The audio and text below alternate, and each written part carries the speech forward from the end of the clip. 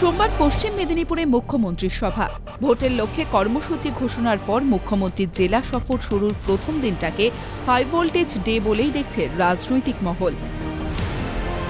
ঠিক তার আগের দিন পূর্ব মেদিনীপুরে বসে মমতাকে ছুঁড়ে দিলেন কটাক্ষ।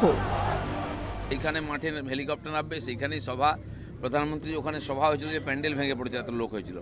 তো লোকজন আসবে না সেরকম মনে হলে আমরা লোকজন পাঠাতে পারি যাতে ভিড় হয়, নাহলে দেখতে ভালো লাগবে না।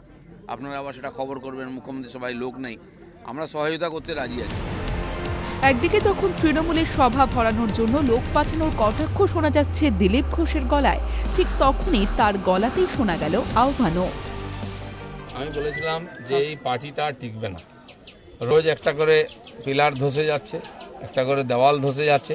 যে ক্ষোভ পঞ্জীভূত হয়েছে, যে অপমান নিয়ে বেঁচেছিলেন ওখানকার নেতারা, আজকে তারা উগরে দিচ্ছেন, সেখান থেকে মুক্তি চাইছেন। সবাইকে বলবো আসুন, শুদ্ধভাবে সক্রিয়ভাবে সম্মানের সঙ্গে কাজ করুন, নিজের আর আদর্শ উদ্দেশ্যকে সফল করার জন্য আমরা আপনাদের সহায়তা করব।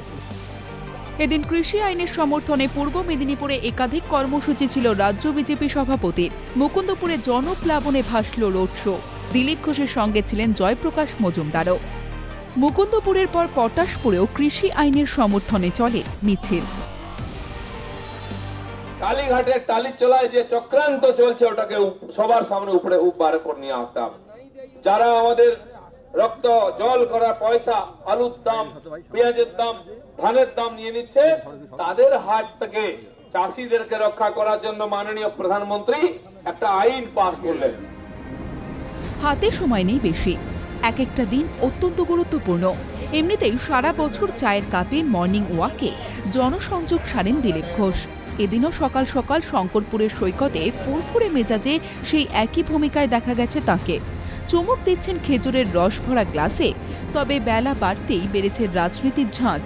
তখন একেবারে অন্য মেজাজে বিজেপি রাজ্য সভাপতি।